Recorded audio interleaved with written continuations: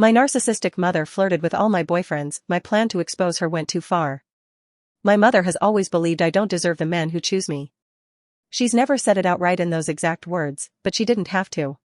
It showed in the way she looked at them, the way she positioned herself closer, the way her voice softened when she spoke to them and hardened when she spoke to me. By the time I was 22, this had been happening for 4 years straight, and I was exhausted from pretending it was all in my head. The first time it happened, I was 18 and naive enough to think it was a misunderstanding. I brought my first serious boyfriend home, nervous and excited, hoping my mother would finally see me as an adult. Instead, she treated him like a prize she hadn't been told she could win. She laughed too loudly at his jokes, touched his arm when she spoke, and found reasons to be alone with him whenever I stepped out of the room. When I noticed, I told myself I was overreacting. Mothers were just friendly, right? But that relationship ended faster than it should have. He told me he felt uncomfortable, confused, like he was constantly being tested. I cried in my room for hours while my mother calmly explained that he wasn't strong enough for me anyway. She looked satisfied when she said it, and that should have been my first real warning. The pattern repeated itself with every boyfriend after that. Different men, same outcome. She would ask invasive questions, comment on their bodies, reminisce loudly about how many men had chased her at their age. She'd dress differently when they were around, tighter, younger, more deliberate. She'd interrupt conversations I was having with them and redirect the attention back to herself effortlessly, like it was muscle memory.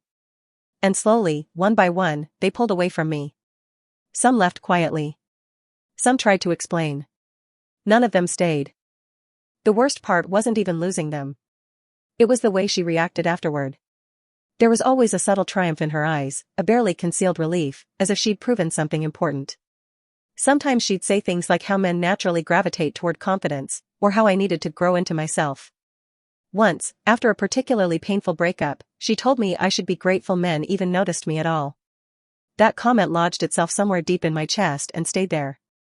By the time I met the man who finally broke me, I was already on edge. He was kind, respectful, and clearly uncomfortable around my mother from the beginning. I watched him shrink when she leaned too close, watched his smile tighten when she made suggestive jokes disguised as humor. One night, I caught her whispering to him in the kitchen while I was upstairs. The look on his face was pure panic. That relationship ended days later, and I didn't even fight it. I was too tired. Something snapped in me after that. Not loudly, not dramatically. It was quiet and cold and final. I realized my mother didn't see me as her daughter, she saw me as competition. And she always needed to win. That's when I came up with the plan. I didn't want revenge. I wanted proof. I wanted her exposed, not to the world, but to herself and to anyone who might finally see what I'd been living with. I needed to remove the doubt, the gaslighting, the you're imagining things. So I decided to give her exactly what she couldn't resist. A fake boyfriend. I chose someone who was safe, someone who wouldn't blur boundaries or take advantage of the situation. A coworker I trusted completely, who happened to be openly gay and very aware of narcissistic personalities. When I explained my situation, he didn't even hesitate. He agreed not because he wanted drama, but because he wanted me to finally feel sane. When I brought him home, everything happened faster than I expected. The moment she saw him, I watched recognition spark in her eyes, not recognition of him, but of the opportunity. Her posture changed.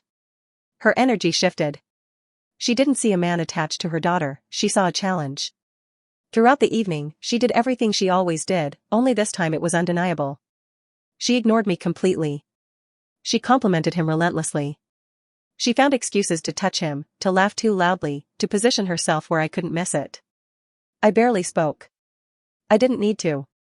I was watching a performance I'd seen a dozen times before, except now I wasn't questioning myself. At one point, she tried to get him alone. That was the moment my chest tightened, not with fear, but with certainty. When he refused and returned to my side, she didn't hide her irritation. Her mask slipped just enough. Later, when the truth finally came out, when I calmly explained that he wasn't interested in her, or any woman, something in her broke. She didn't apologize. She didn't deny it. She turned on me instead, accusing me of humiliating her, of setting her up, of being cruel. She never once asked why I felt driven to do it. That confrontation spilled into everything she'd been hiding for years. Her jealousy. Her need for validation.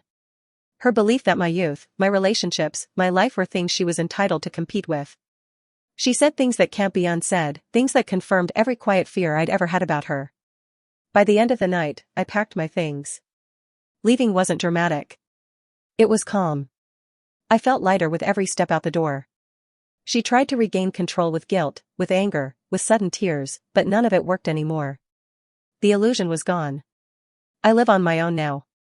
My space is small, imperfect, and peaceful in a way I never knew was possible. I've dated since then, slowly and carefully, without her shadow looming over me. I still unpack the damage she caused, still unlearn the voice in my head that tells me I'm not enough. But I also know something I didn't before. I wasn't crazy. I wasn't imagining it. And I never deserved to compete with my own mother for love.